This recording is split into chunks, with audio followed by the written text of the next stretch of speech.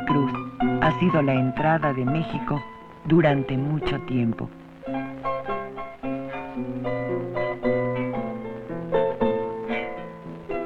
El puerto es uno de los sitios más llenos de historia, de heroísmos, de exaltación y de dolor.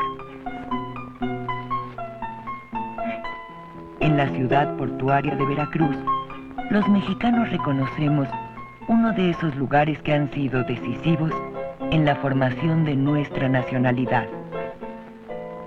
En abril de 1914, en plena guerra civil entre el ejército constitucionalista y los soldados del presidente usurpador Victoriano Huerta, la nación mexicana vivió y padeció uno de los hechos más trágicos, pero también más gloriosos de su historia. A raíz de un incidente ocurrido en el puerto de Tampico, el día 8 de abril de ese año, los Estados Unidos de Norteamérica decidieron tomar represalias contra nuestro país. La flota norteamericana se desplegaba amenazadoramente desde la isla de Sacrificios hasta La Bocana. Esa mañana, los veracruzanos empezaron a escribir un episodio extraordinario de valor, de solidaridad, de patriotismo, de entrega.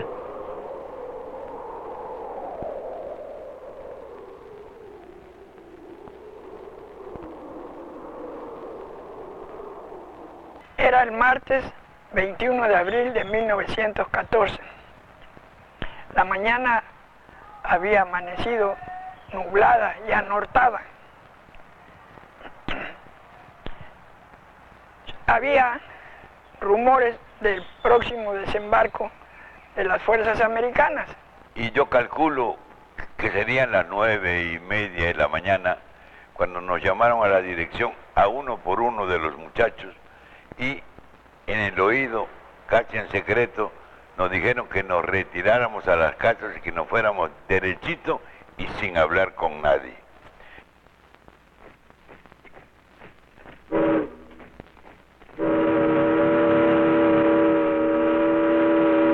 Desde la azotea pudimos ver el desembarco de parte del batallón Panamá de Infantería de Marina que bajaba del Prairie, transporte de tropas, con rumbo al muelle de la terminal. Cuando yo llegué a la casa, la familia estaba muy alarmada. En el trayecto yo no noté nada que significara alarmante o angustioso, pero en mi casa estaban muy alarmados. En el muelle se formaron de 4 en fondo, con banderas desplegadas y tomaron rumbo a la estación, al centro.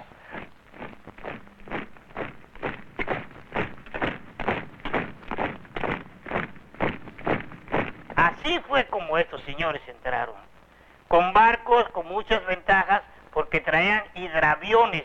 Esos fueron aviones que entraron aquí como una escuadra, como de 6 aviones entraron.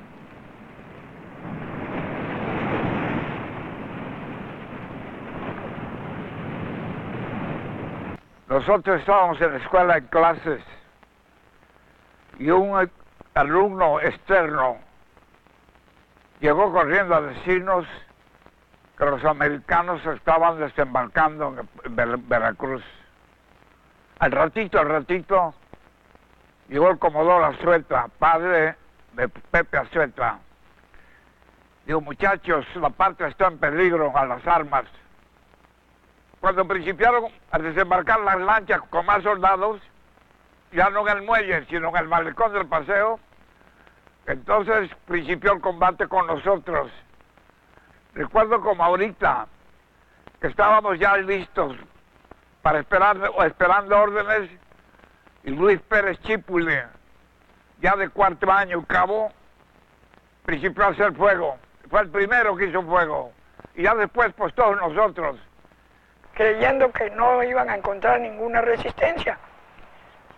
Pero al llegar a la sabana que se encontraba entre la estación terminal, el edificio de correos, etc., fueron recibidos a balazos.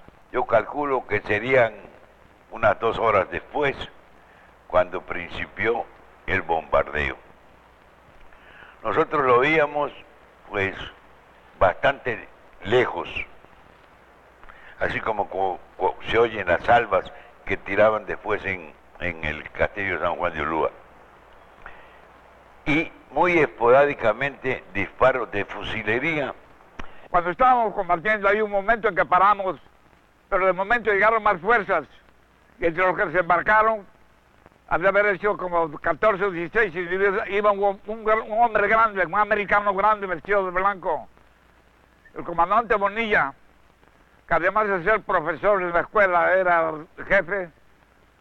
Dice, muchachos, déjenmelo a mí solito, porque así hablaba el comandante Bonilla. Y ya no hicimos fuego en ese momento, y él personalmente, ¡brum! Yo considero que debe haberle pegado en algún lado, porque el americano se pegó un salto como de 1 metro, y de cabeza. Excuso decirle que con el resto pues le pasó lo mismo, porque después que él tiró, tiramos varios, con más gusto.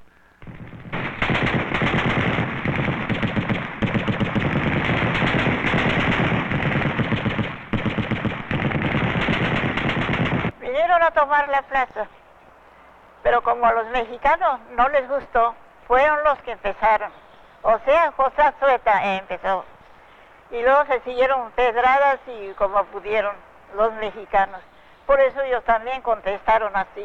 Fuerte estuvo el tiroteo, bastante fuerte.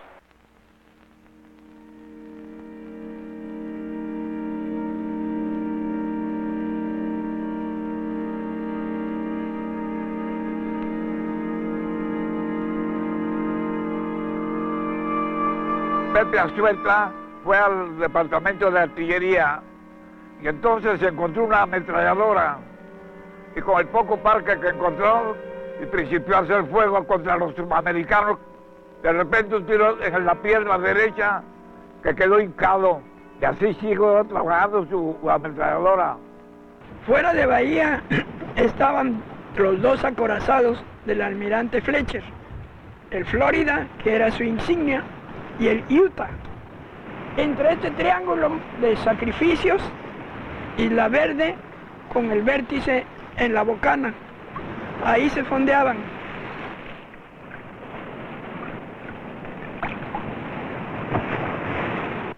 Los americanos se dieron cuenta de que no podían tomar la escuela y entonces, contestando a nuestras balas de 7 milímetros, principiaron los cañones a funcionar.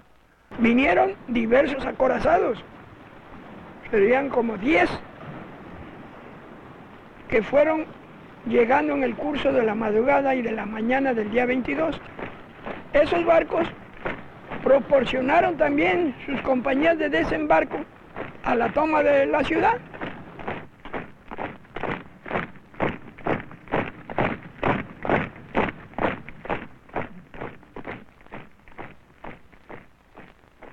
Así estuvimos combatiendo todo el día. No había que comer porque había que pelear. Hay fotografías que dicen plenamente cómo nos dejaron a la escuela nosotros, esos señores.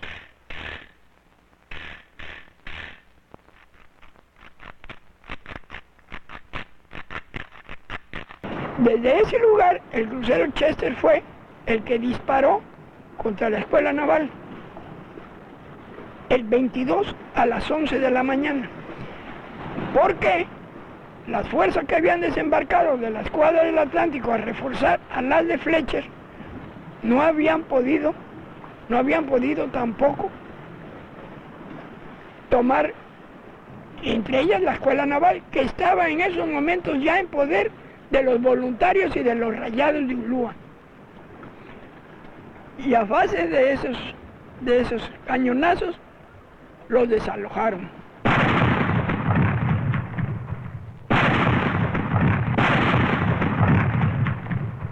Desde luego que los americanos pudieron haber tenido muchas más bajas, pero el pueblo no tuvo armas. El Gran Mars abandonó la plaza. Yo creo que hasta huyendo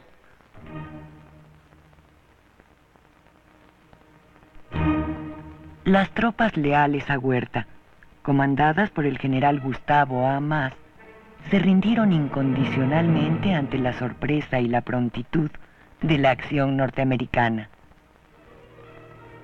La riqueza petrolera de México, situada principalmente en los litorales del Golfo, significaba intereses estratégicos por cuya protección había que velar a sangre y fuego.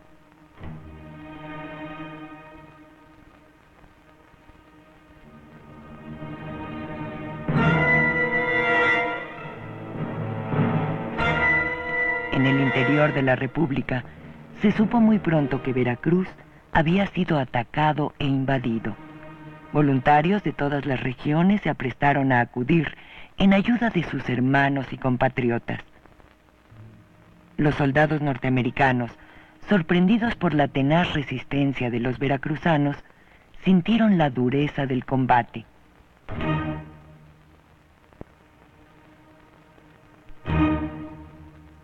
Yo vendía periódicos. Iba yo precisamente, pues como chamaco, yo no me atemoricé ni me dio miedo, porque tenía yo un padre que estaba también combatiendo por medio de la Unión de Estibadores, que eran 4 estibadores, entre ellos mi padre.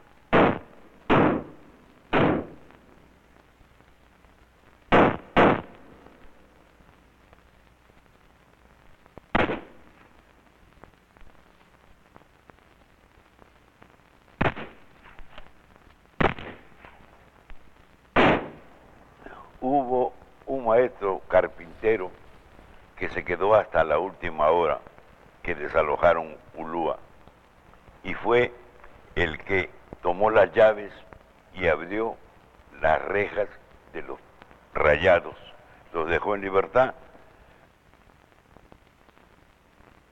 Y él se llamó Francisco Gómez Gallardo,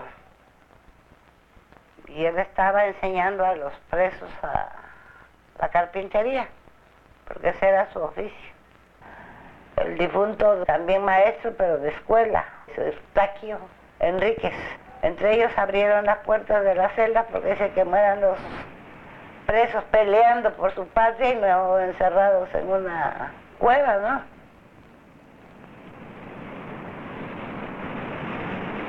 Muchos se echaron al agua y otros agarraron armas que encontraron ahí para poderse defender. Y mi papá pues dice que lo que le llamó, bueno, le dio angustia a la bandera, que no cayera en manos de extranjeros, ¿no? Estaba la Cruz Blanca Neutral, estaba al pie de la Torre del Palacio. Ahí estuvieron el doctor Fernando Riva Vargas, don Rafael Cuervo, que operó en el hospital Cerdán al héroe José Azueta, que no murió ese día, sino murió hasta el 10 de mayo.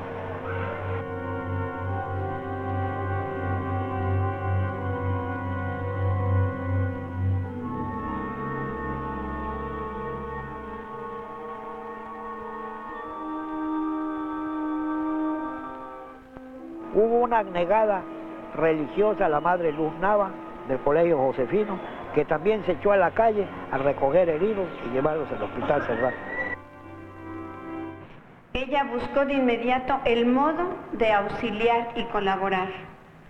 Una mujer, como buena mexicana, valiente, íntegra y decidida. No tuvo miedo de salir a la calle a comunicar dónde había heridos, quiénes tenían vida, a quienes se les podía auxiliar. Indistintamente, por los tratos de la Cruz Blanca Neutral, se atendía tanto a norteamericanos como a nuestros hermanos mexicanos. Desde luego que los más afectados eran nuestros hermanos, supuesto que no tenían la defensa ni el armamento necesarios para enfrentarse al enemigo. Pues yo le calculo que han de haber sido alrededor de 1000 a 1500 los primeros que bajaron el 21 en la mañana. El 22, al regar la cuadra del Atlántico, sus marineros se unieron y han de haber sumado entre todos unos 2.500 a 3.000. Esos fueron los que se apoderaron de Veracruz en los días 21, 22 y 23 de abril. Los de los barcos, de los acorazados y destroyers, vestían el clásico traje de marinero, azul marino, con una galleta en la cabeza. Bueno, el gringo venía con su uniforme de campaña, pantalón de montar, polaina de lona, camisola y un sombrero que le llaman canadiense, que es el que usan ahora los Boy Scouts. Este barrio de La Huaca ha sido uno de los primeros barrios en Veracruz que defendió en mucho, porque por aquí entraron los americanos de esa parte de por aquí. En esa barriada, era una barriada de pescadores.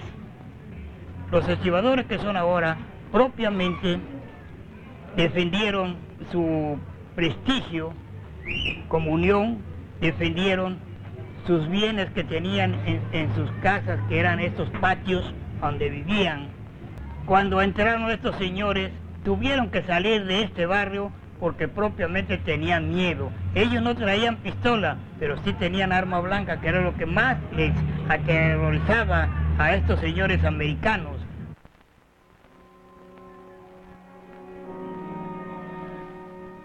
Al caer el Palacio Municipal de la ciudad de Veracruz, los defensores se vieron derrotados. Así se inició la ocupación extranjera.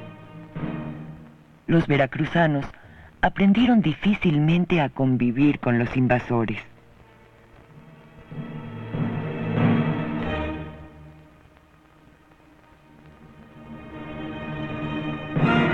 Los francotiradores comenzaron su furtiva tarea. Los jefes militares y políticos norteamericanos dispusieron que fueran nombradas autoridades municipales. Se designó así un preboste, máxima autoridad en el puerto durante los meses siguientes, un gobernador y un recaudador de impuestos. Entre las disposiciones del preboste, que era la autoridad máxima de los invasores, dispuso que la población durmiera con las luces prendidas y las puertas abiertas, porque a las parejas de vigilancia que había en las calles recibían fuego de francotiradores que se escondían en las azoteas. No teníamos sitio para la diversión más que lo que se llamaba la sabana.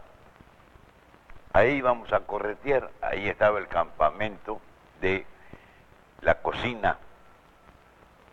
Ahí, después de corretear y asolearse, íbamos al campamento porque veíamos los que llegaban a comer y aprovechábamos la oportunidad de hablarle al chinito que estaba al frente del campamento para que nos regalara té, porque tenían unas tinas de té helado para darle a todos los marinos y los soldados que estaban guarnicionados, porque tenían el temor de que les envenenara. No, comían comida mexicana de miedo de ser envenenados. Aquí compraban nada más coco, naranja y plátano, nada más, eso compraron. Pero se iban a comer al barco su comida de ellos y a tomar lo que trajeron. Y varios veracruzanos ricos los sacaron a barrer el parque precisamente de Plaza de Armas. Eso es lo que recuerdo en aquellos momentos, cuando vendía yo los periódicos, el Dictamen, El Pueblo, La Opinión, que eran los periódicos que circulaban en esta población. Comprábamos nosotros unas cajas de chicle americano que nos vendían para vender a 10 centavos. Y el señor que nos las vendía, me acuerdo que era don Rafael, y nosotros llegábamos a decir don Rafael, un paquete de chicles, y él nos enseñó a pronunciar chewing gum one dime, es decir, 10 centavos, y postales, y lo mismo, postcard, así que les pregonamos el postcard y el chewing gum one dime. Había veces nos daban una peseta, ¿no? Por él. y de esta manera pues conseguíamos algo para llevar a la casa, porque la situación, como les repito, era precaria. Me es lamentable el decirles a ustedes estos. Veracruz estaba muy limpio. Veracruz tenía toque de queda. Perdón. A las 10 de la noche ya no había gente que saliera en Veracruz. Como ya se había hecho costumbre, ya generalizada la normalidad, ya establecida una escuela que había en un campamento, ahí en las noches sacaban un telón y pasaban películas. Nosotros no las entendíamos, desde luego, palabras en inglés, pero eran las primeras películas que íbamos a ver de cowboys y de indios y esas películas del oeste ahora, ¿no? Pero de aquella época.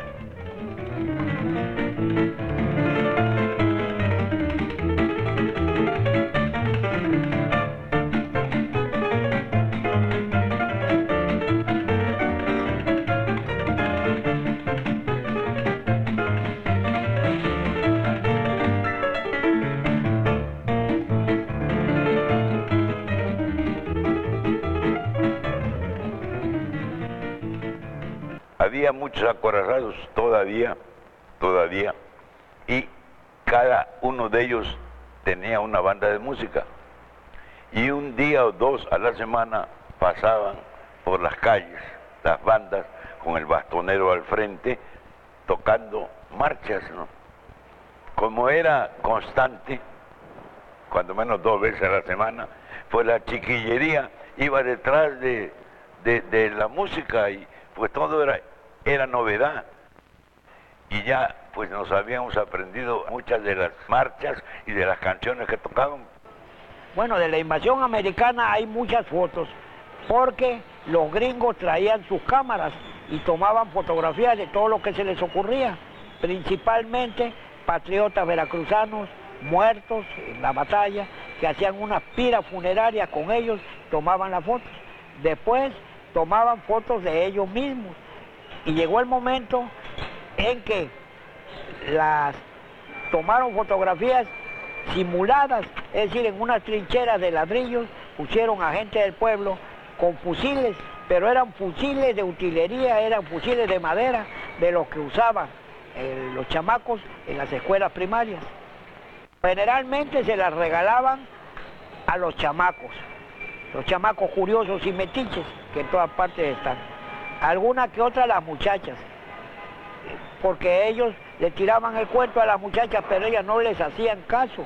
Nosotros éramos una ciudad muy patriota que estábamos contra ellos. Y entonces regalaban esas fotos y mandaban a sus familias, y hay muchas fotos rodando de aquí, del Palacio Municipal, de estos portales del Águila, donde están las tropas de infantería de Marina acampando. Llegaron a tomar lugares como los 3 campamentos que había, Los Cocos, Faros y la Casa Redonda. Bueno, las mujeres repudiaban al invasor, iban como curiosidad al campamento principalmente de Faros, donde estaba el preboste, que era el jefe de todas esas tropas. Es claro que los gringos le echaban flores, pero las mujeres ni caso le hacían, ni se los fumaban, porque somos un pueblo, como ya lo dije antes, patriota.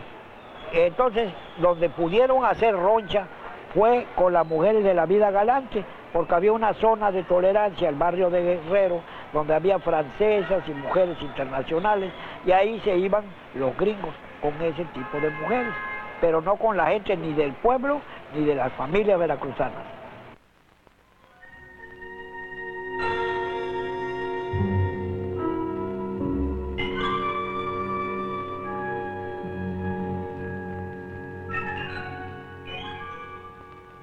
Durante 7 meses, el puerto de Veracruz estuvo ocupado por tropas extranjeras. México se encontraba aún envuelto en la violencia y las tensiones de la guerra civil revolucionaria. La firme actitud de Venustiano Carranza, primer jefe del ejército constitucionalista, ante el presidente norteamericano Woodrow Wilson, fue determinante para que el conflicto se resolviera. En julio de 1914, el usurpador Victoriano Huerta abandonó el poder y huyó del país.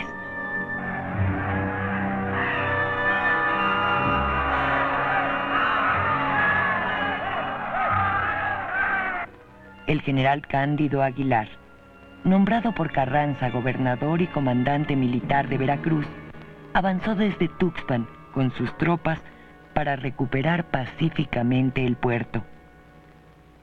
Veracruz volvió a manos mexicanas el 23 de noviembre de 1914.